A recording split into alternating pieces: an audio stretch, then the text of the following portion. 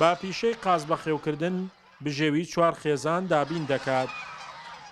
هاوکار تەمەنی 29 ساڵە و لە وڵاتی چین و بولگاریاوە 850 قازی هاوردەی هەرێمی کوردستان کردووە و لە گوندی قەرەبڵاغی گەرمیان و نزیک بە ڕووباری سیروان بەخێویان دەکات.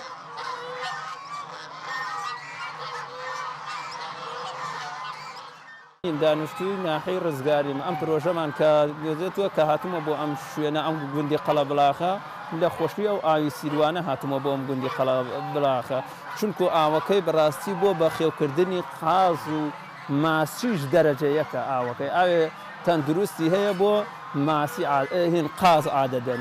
ئەم جارە من ئەم قازەکە هێنامە لە وڵاتانی دەرەوە هێنامە لە چینەوە هێنامە هێنانەیە تا هەولێرەوە بووم. هاوکار قازەکانی بۆ فرۆشتن نییە بەڵکو هێلکە و بێچۆکانی دەفرۆشێت و کڕیارەکانیشی بە فرۆشتنی بێچوو و هێلکە بەڕێ دەکات.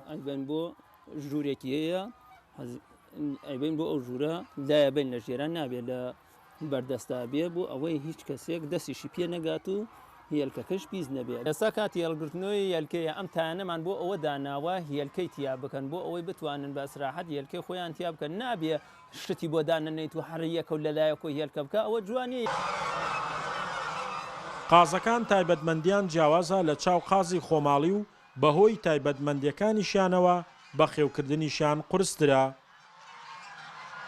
ئابی ئاڵفی بدەیتە دەرمان و فیتامیناتی بدەێت ئەم قازە تایبەتبەندیەکی یەکی لە هەرێها گرنگەکان وە قازی خۆماڵی نییە قازی خۆماڵی دەبە 12 هێلکاکە ئەم قازە لە توانایدایە 6 بۆ 7 هێلکە بکە هەر قازێکی. ئەم قازانە لە ساڵێکدا 6 بۆ 7 هێلکە دەکەن و 7 ساڵیش تەمەن دەکەن لە 24 سەعاتیشدا و لە وەرزی هاوین پێویستیان بە 10 سەعات مەلەکردن هەیە و بەزستانیش 5 سەعات.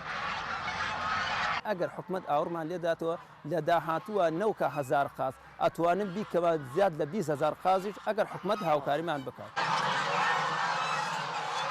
هاوکار پێویستی بە پشتیوانی حکوومەتە بۆ ئەوەی پرۆژەکەی فراوان بکات لە پێدانی دەرمان و عەلەف و بازاڕێک بۆ ساغکردنەوەی. ئەگەر ئەم پشتیوانیانەی هەبێت بە ڕێژەی 50% خواستی ناوخۆ بۆ قاز پڕ دەکاتەوە. شاخەوان محەممەد، کورسات نیوز، گەرمیان.